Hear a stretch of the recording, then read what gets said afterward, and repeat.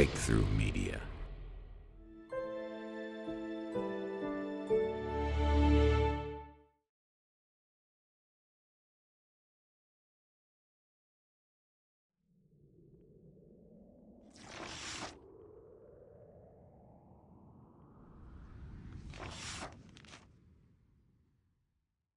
I know this is old news, but I felt a need to repeat it in hopes that we don't repeat the folly of Europe. Not to fear, but to be informed and aware.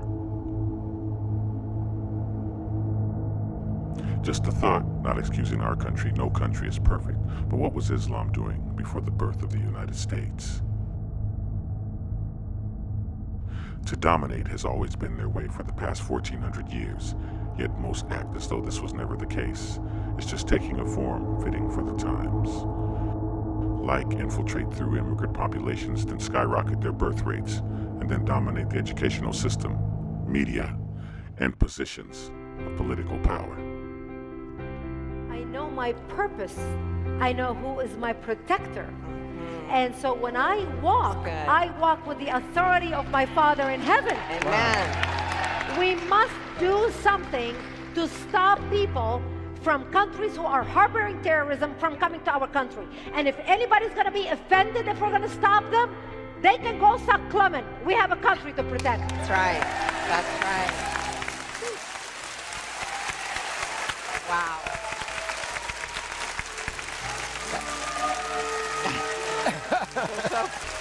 So we've established that one of the greatest single threats to our national security is Islamic extremism.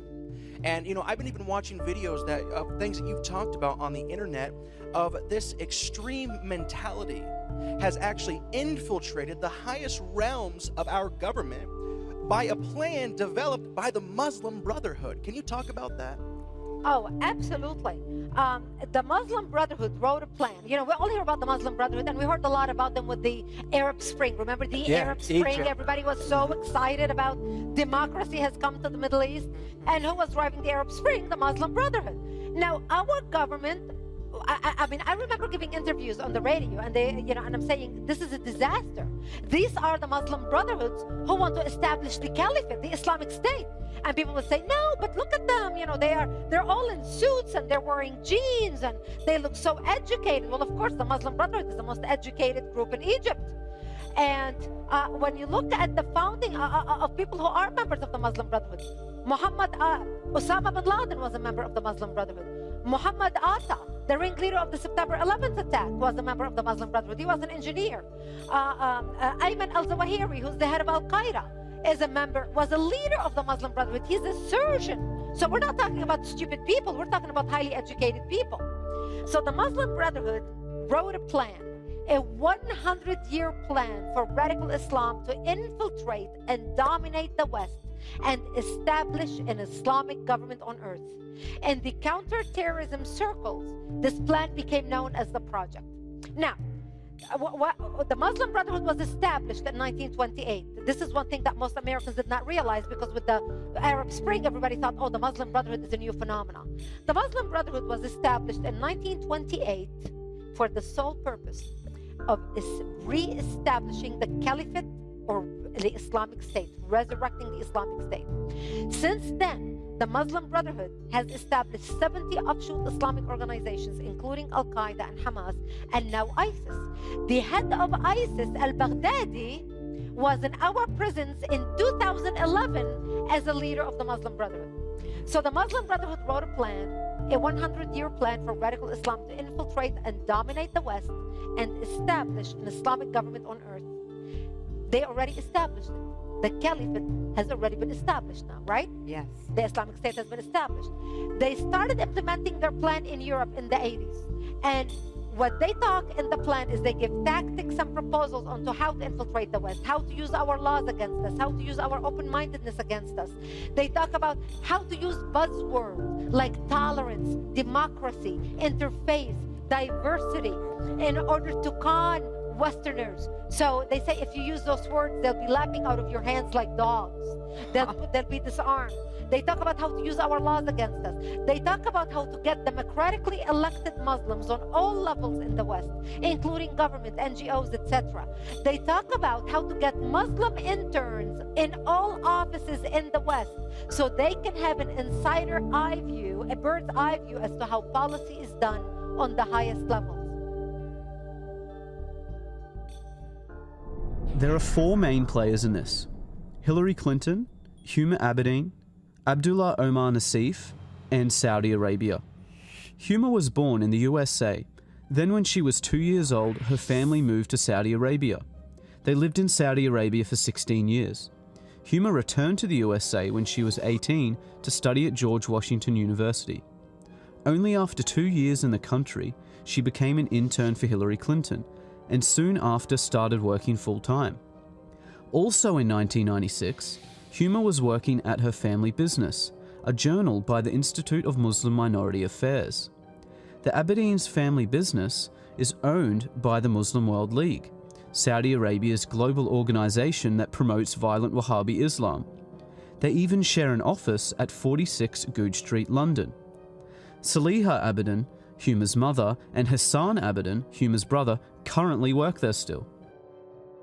Abdullah Omar Nassif is one of the founders of the Muslim World League and served as vice president of the Saudi Kingdom Shura Council. He created Huma's family business along with her father.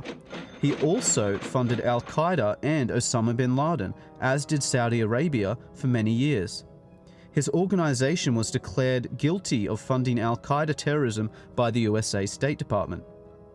During the Holy Land Foundation trial in 2001, the FBI discovered that the Muslim Brotherhood gave over $12 million to Hamas, the terrorist organization.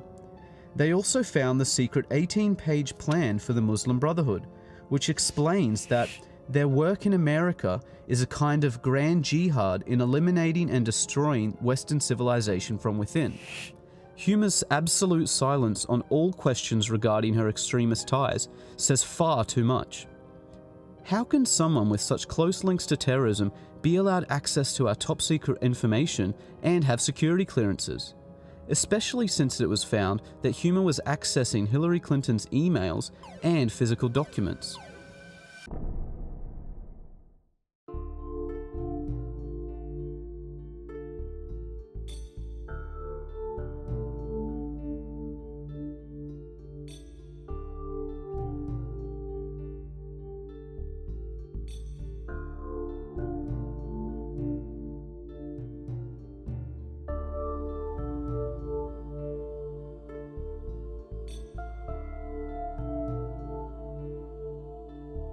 They talk about how to get democratically elected Muslims to all governments in the West. And so they wrote the plan for the destruction of the United States in 1991. Here is the plan. The plan is titled مذكرة تفسيرية للهدف الاستراتيجي العام للجماعة في أمريكا الشمالية. Did you all get that? No. No. Please read it again. Okay. Explain So to us. quick. Translate it, please. It's written an explanatory memorandum of the general strategic goal for the group in North America written 5/22/1991. Now, this document was presented as evidence in the largest terrorism trial ever in the history of the United States, where our government sued the Holy Land Foundation for funneling and raising millions of dollars in America to finance terrorism overseas. And they handed down 108 guilty verdicts in that trial to Muslim American and Muslim American organizations raising money. So here is the plan. In this plan, I'm just going to quote you one paragraph. That will give you an idea of what the Muslim Brotherhood is talking about. They talk about understanding the role of the Muslim Brother in North America. They say the process of settlement is a civilization jihadist process, meaning a cultural jihad process, with all the word means. The Ikhwan, which is the Arabic word for brothers, must understand that their work in America is a kind of grand jihad in eliminating and destroying the Western civilization from within and sabotaging its miserable house by their hands, meaning our hands, and the hands of the believers, meaning the Ikhwan, the brotherhood, so that it is eliminated and Allah's religion is made victorious over all other religions. Now, do they mince words?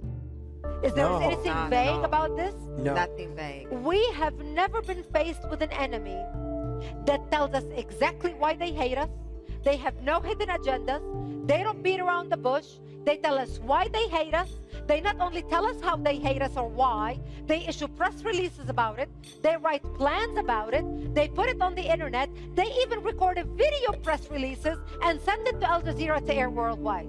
We cannot say we did not know how much they hate us.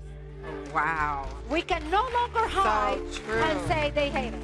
Now, But what about the our... most important go ahead. Yeah. part of this plan is Yes. the last page. Okay. Because the last page lists 29 front Islamic organizations set up in America for the sole purpose of the destruction of the United States. Now, a lot of you have heard some of these names, but I'm going to say some to you. Number one on the list is ISNA, the Islamic Society of North America. If that name sounds familiar to you, is because they are now advisors to President Obama about Middle East policy. The president of ISNA wrote President Obama's speech, his first famous speech to the Arabic world. The president of ISNA wrote that speech. So we not only have the fox watching the hen house, we have the fox inside the White House talking policy in the ear of the president. And you wonder why our president has thrown our allies under the bus and is cozying up to our enemies. Number two on the list is the MSA, the Muslim Student Association. The Muslim Student Association has more chapters on American college campuses than the Democrats and the Republicans combined. That's shocking. And we wonder how we're losing our universities.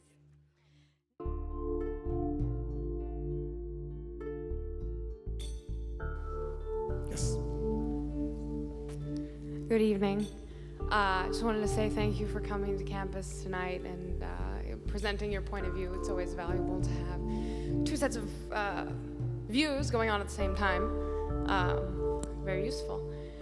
My name is Jumana Imad Musa Ahmed Al-Bahri, and I'm a student here at UCSD. I was reading your literature. I found that much more interesting than the talk. And I found some interesting things about the MSA, which is an organization that's very active on campus, and it is hosting our annual Hitler Youth Week. You should come out to those events. If you could clarify the connection between the MSA and jihad terrorist networks, because Yeah, you last I checked, we had to do our own fundraising, and we never get help from anyone. So if you could clarify the connection between UCSD's MSA, or if you don't have such information, if you could connect other MSAs on UC's, because the connection wasn't too clear in the pamphlet. Just if you could clarify. Okay. Will you condemn Hamas here and now? I'm sorry, what? Will you condemn Hamas Would I condemn Hamas? as a terrorist genocidal organization? Are you asking me to put myself on a cross? So you won't. I actually have had this experience many times. You didn't read the pamphlet because the pamphlet is chapter and verse. The main connection is that the MSA is part of the Muslim Brotherhood network as revealed in the documents. I don't think you understood what I Anyway, meant by that. this I is- meant if I say something, I'm sure that I will be arrested for reasons of Homeland Security. So if you could please just answer my question. If you condemn Hamas, Homeland Security will If I arrest you. support Hamas, because your question forces me to condemn Hamas. If I support Hamas, I Well, look really if you bad. won't condemn Hamas, obviously you support it. Case closed. I have had this experience, I had this experience at UC Santa Barbara where there were 50 members of the Muslim Students Association sitting right in the rows there. And throughout my hour talk, I kept asking them, will you condemn Hezbollah and Hamas? And none of them would. And then when the question period came, the president of the Muslim Students Association was the first person to ask questions. And I said, before you start, will you condemn Hezbollah? And he said, well, that question is too complicated for a yes-no answer. So I said, okay, I'll put it to you this way. I'm a Jew. The head of Hezbollah has said that he hopes that we will gather in Israel so he doesn't have to hunt us down globally. For it or against it? For it. Thank you. Thank you for coming and showing everybody what's here. And you're wearing a terrorist neckerchief. If you understood, You didn't hear the lady. could you ask a please answer my question? You don't get to make a speech. Yes, sir.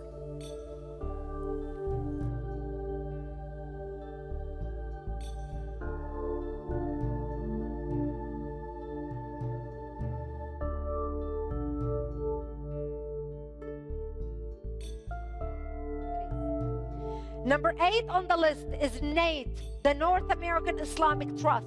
The North American Islamic Trust holds the deed to over 90% of mosques in the United States. Actually, the mosque that President Obama went and spoke at, remember a few weeks ago he went and he gave that address? That mosque is owned by NATE, is linked to ISNA, and that imam who preached at that mosque, we ended up killing in Yemen because he was, after he left the mosque, he became an operative for Al-Qaeda in Yemen. And that same mosque has been under surveillance by the FBI because its members were plotting to blow up government buildings. And that's the mosque that Obama chose to go visit and speak at a few weeks ago to talk about tolerance. And the last example I want to give is an organization called IAP, number 22 on the list, which later became CARE, Council on American Islamic Relations, which a lot of our audience is probably familiar with CARE. And by the way, if you go to our website, actforamerica.org, and click on the Muslim Brotherhood, you will be able to get a listing of all these front organizations listed here so you can read about them all. We link their founders, who they are connected to, who their friends are, how infiltrated they are into our government, how they are advising our government. It's beyond belief.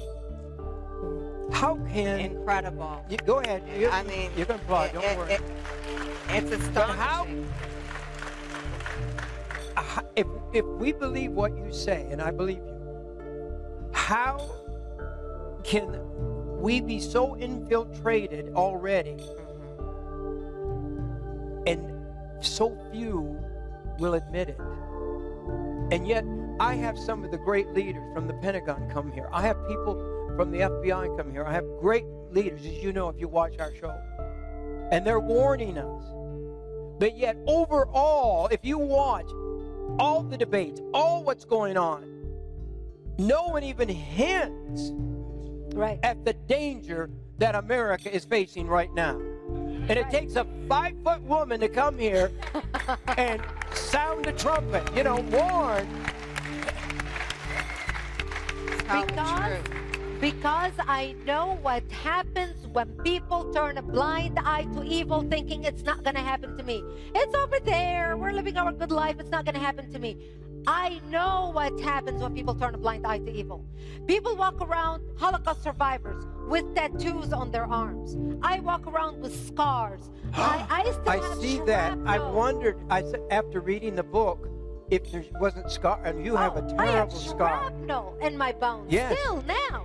I know. I am reminded daily when I shower or when I look at my arm what happens when people turn a blind eye to evil. And I am all about being inclusive, bringing Americans in. Listen, I'm an immigrant, Jim. You asked me that question. You said, well, you're an immigrant. I am a legal immigrant who came to this country and went by the book.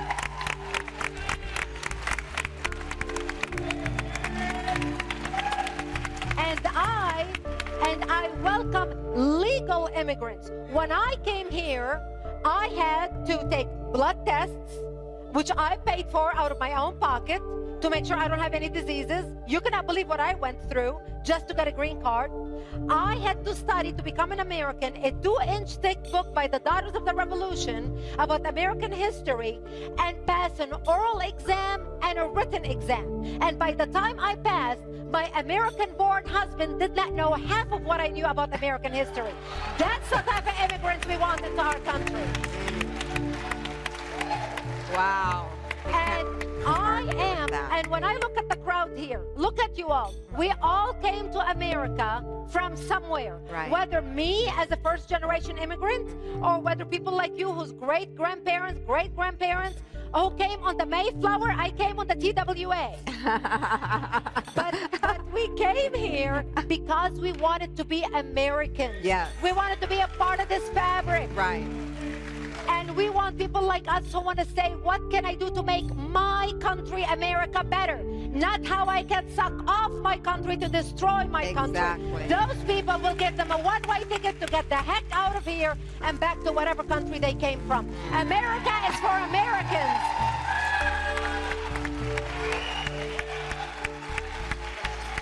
It's true. That's right on. Crazy.